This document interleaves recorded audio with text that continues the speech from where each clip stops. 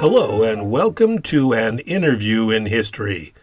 This week's episode takes place on January 24th, 1939, and we are talking with an Austrian neurologist and the founder of psychoanalysis, Sigmund Freud. Dr. Freud, thank you for joining us today. To start, could you tell us a bit about your family and early life? Of course. I was born on May 6, 1856, in the small town of Freiburg, in the Austrian Empire, now part of the Czech Republic. My father, Jacob Freud, was a wool merchant, and my mother, Amelia, was his third wife. I was the eldest of their 8 children. My family moved to Vienna when I was 4, and Vienna would remain my home for most of my life. My upbringing was steeped in Jewish tradition, though my parents were not particularly devout. This cultural heritage, however, profoundly shaped my intellectual development. Let's discuss your family, particularly your siblings. What was it like growing up with them? My family life was quite lively, to say the least, because I was the eldest of 8 children, which became with its own set of responsibilities and expectations. My siblings and I were close, though, as the oldest, I often felt a sense of duty to excel and to set an example. My oldest sibling, Anna, was a particularly important figure in my life. We shared a deep bond. So, as I grew older and became more engrossed in my studies, my relationship with my siblings naturally evolved. Despite the challenges, we had a strong family connection. How did your education influence your later work? My education was pivotal in shaping my ideas. I attended the University of Vienna, where I initially studied law but soon switched to medicine. Driven by a deep interest in human biology, under the tutelage of Ernest Brüche, a notable psychologist, I became interested in the physical processes of the mind. I graduated in 1881, after which I worked in various hospitals, focusing on clinical work and research in neurology. It was during this period that I began exploring the connection between the mind and the body, which later became central to my psychoanalytic theories. You're best known for founding psychoanalysis. How did that come about? My journey into psychoanalysis began with my work on hysteria, particularly my collaboration with Joseph Breuer. We worked on the case of a patient named Anna O., who suffered from various physical symptoms with no apparent physical cause.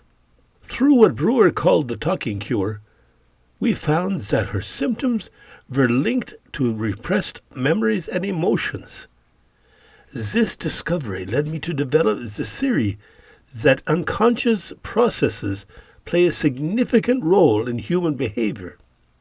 I expanded on this idea, developing techniques like free association and dream analysis to explore the unconscious mind further.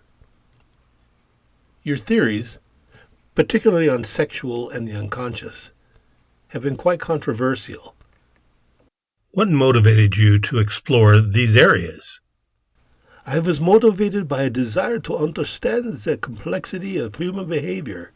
My clinical experiences led to the conclusion that much of our mental life operates outside our conscious awareness, and that repressed desires, particularly of a sexual nature, are powerful forces in shaping our thoughts and actions. My theory of psychosexual development, while contentious, was an attempt to explain how these desires evolved over lifetime and how they influence our personality. How did your practice evolve over time? Initially, my work was met with skepticism, But over time, as more of my colleagues began to see the efficacy of psychoanalytical techniques, it gained traction. I established a private practice in Vienna where I treated patients from various walks of life. Over the years, I refined my techniques and theories, publishing extensively on topics like the Oedipus complex, defense mechanisms, and the structure of the psyche, which I divided into the id, ego, and superego. So you married Martha Bernays in 1886. How did your relationship with her influence your life and work? My marriage to Martha was one of the most significant aspects of my life. We met in 1882 and were engaged for 4 long years before we could marry, primarily due to financial constraints. Martha was my anchor, providing stability and support through the many challenges I faced in my career. She was intelligent, devoted, and managed our household with great care, allowing me the freedom to pursue my work. Our relationship was built on mutual respect and love, and although my work often kept me distant, Martha understood my dedication. Her letters to me during our engagement were a great source of comfort, and they revealed her deep understanding of my character. You had 6 children with Martha. Can you tell us more about them and how you balanced your role as a father with your demanding career? Yes. Martha and I were blessed with 6 children. Matilda, Jean Martin, Oliver, Ernst, Sophia, and Anna. Each of them brought unique joys and challenges into our lives. Balancing fatherhood with my career was not easy. My work was extremely demanding, and I often had to sacrifice time with my children. However, I always tried to be present in their lives when possible. Matilda, my eldest, was very independent and took on responsibilities early on. Anna, my youngest, developed a keen sense and interest in psychoanalysis and eventually became a significant figure in the field herself. She has been my close confidant and collaborator in my later years. Despite my absences, my children knew they were loved. I made it a point to instill in them the importance of intellectual curiosity and the pursuit of knowledge. Our home was filled with books and discussions on various subjects, which I believe influenced them profoundly. Anna Freud, in particular, followed in your footsteps. How did that make you feel as a father and a pioneer in psychoanalysis? I was immensely proud of Anna. Her interest in psychoanalysis was something we both nurtured. She had a natural talent for understanding the human mind, and her contributions, particularly in the field of psychoanalysis, were groundbreaking. Anna's work extended my theories and brought new insights that I had not fully explored. As a father, seeing her develop into such a formidable thinker and practitioner was a source of great satisfaction. Our professional collaboration also strengthened our personal bond, making our relationship quite unique.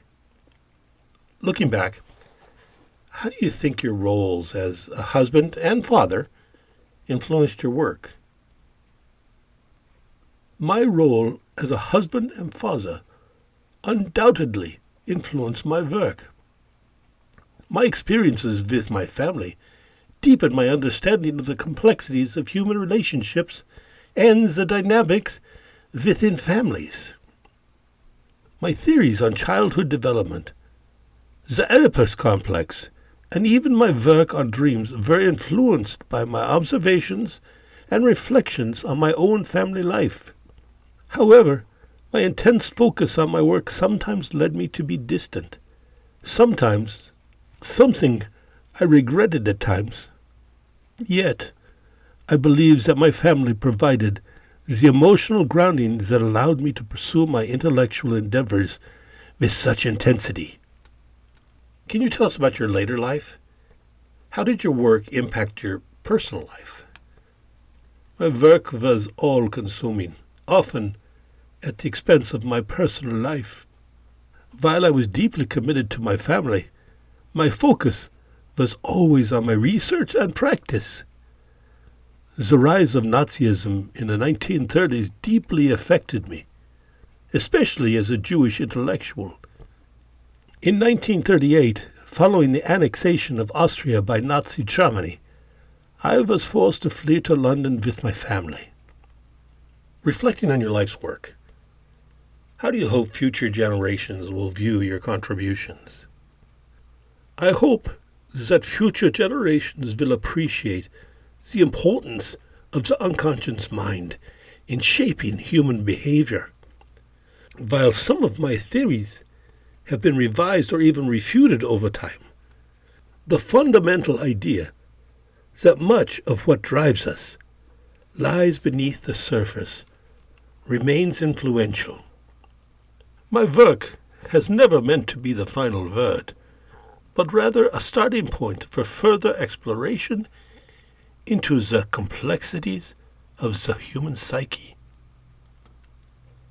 Thank you, Dr. Freud, for sharing these personal insights with us today. It was a pleasure to reflect on these aspects of my life. Thank you for the thoughtful questions. Sigmund Freud passed away on September 23, 1939, at the age of 83.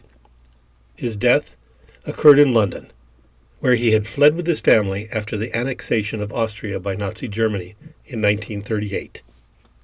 Freud had been suffering from cancer of the jaw for many years, a condition that caused him significant pain and discomfort. Despite undergoing multiple surgeries, the cancer eventually became inoperable. Freud endured pain for over 16 years, but by 1939, his condition had deteriorated significantly. In the final days of his life, Freud was in severe pain, and he asked his friend and physician, Dr. Max Schur, to help him end his suffering. On September 21, 1939, Schur administered a series of morphine injections at Freud's request, effectively easing him into a state of unconsciousness. Freud passed away 2 days later on September 23rd. Freud's death marked the end of an era in psychology.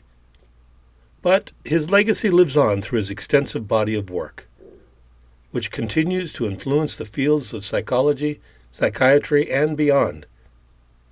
He was cremated, and his ashes were placed in a Grecian urn that had been given to him by Princess Marie Bonaparte, a close friend and supporter of his work. The urn is now housed at Golders Green Crematorium in London. And now this week's fun history is about Abram B. Burnett. He was an Indian chief of the Potawatomi tribe, from whom Burnett's Mound in southern Topeka, Kansas, is named. Burnett, whose Potawatomi name was Nawishima, was born on November 1812 on the north side of Tippecanoe River near Fulton County, Indiana. His parents were Potawatomi chief Shakuyubi and Konzokwa, the daughter of Chief Chibas. At the time, the Potawatomi were a powerful tribe, numbering as many as 10,000. Living near Lake Michigan, the family was of importance to the tribe. He was educated at a Baptist missionary school for Indian children in Fort Wayne, Indiana, under the direction of the Reverend Isaac McCoy, a famous missionary. Later, he also attended a seminary at Bears Wallow, Kentucky. Considered very intelligent, he was known to have read papers avidly. After his father died, he was adopted by his mother's cousin, Abraham Burnett, who took his name. In 1821, Reverend McCoy took Abram with him as an interpreter and traveling companion on a trip to visit other area Indians. The same year, a series of treaties would begin where the Potawatomi gave up their lands in Indiana, Illinois, and most of Michigan, and began to move to lands assigned to them in northeast Kansas. Abram would become an important mediator for the Potawatomi tribe. On June 5, 1838, Chief Burnett married a woman named Dimushkikiawa. 3 months later, he and his wife, along with the rest of the mission band, were forced to move to a reservation in southeast Kansas, where what would become known as the Potawatomi Trail of Death.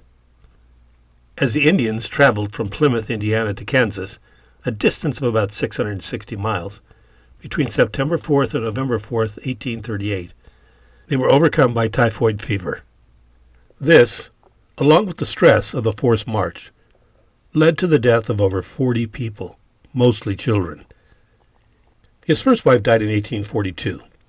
In 1843, on one of his many trips to Washington, Burnett met a young German woman named Mary Knopfloch and married her. The couple would eventually have 6 children. So join us next week as we talk with William Frederick Cody, known as Buffalo Bill. He was an American soldier, bison hunter, and showman. Until then, take care.